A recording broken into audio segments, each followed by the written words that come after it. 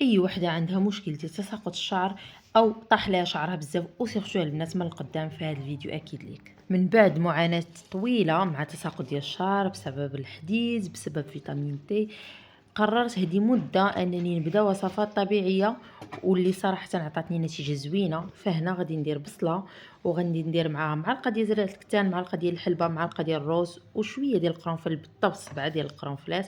غادي نطبخو مزيان، من بعد غادي نطحنو وغنصفيه وغنخلط معاه واحد 2 معالق كبار ديال السيدر. هاد السيدر يلاه طحنتوه البنات باقي جديد صافي. اول حاجه غادي ندير الزيت المعجزه صراحه لانه زوين زوين بزاف، هو زيت نواه التمر.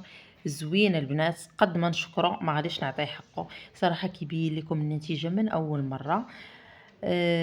غنبدا نشقق بيه شعري بهذا الشكل كيف كتشوفوا حتى ندخل الزيت مزيان في كل شي شعري كامل، وندير واحد المساج خفيف لشعري.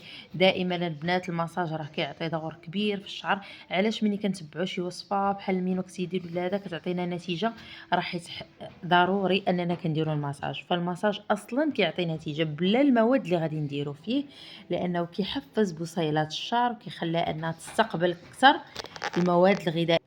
فكيف قلت لكم غندير مساج لشعري مزيان، ومن بعد غادي نجمعو غنخليه تقريبا واحد ساعتين حتى يقضي فيه هذاك الزيت مزيان. وعاد غادي نرجع ندير الوصفه ديال السيدر. من بعد مشيت شقيت الشقه ديالي كامل تقريبا دازت واحد ساعتين صافي، ورجعت باش غادي ندير الماسك ديال السيدر. غادي نشد شعري غادي نفرقو وغنبقى ندير غير الجدر ديال الشعر باش ما ينشفش ليا السيدر شعري. هو صراحه السيدر يعني كيعطي واحد شويه ديال النشوفيه، ولكن راه النتيجه ديالته زوينه زوينه بزاف، وخصوصا الا تبعتوه بهذه الطريقه يعني نعجنوه مع الاعشاب كيعطينا النتيجه اسرع من اننا نديروه غير بوحدو. فصافي غادي نجمع شعري بهذا الشكل وغادي ندير ليه الزيت ديال الججلان. هذا طحنته على قبل هذيك النشوفيه اللي عندي لتحت، لان انا اصلا شعري ناشف بزاف.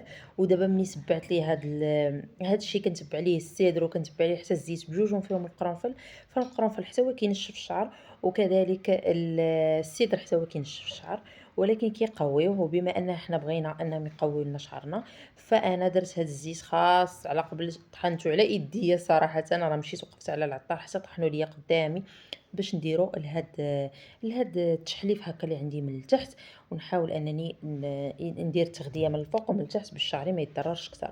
صافي غادي نجمعو مزيان وغنخليه تقريبا ثاني واحد ساعتين عاد نمشي للحمام.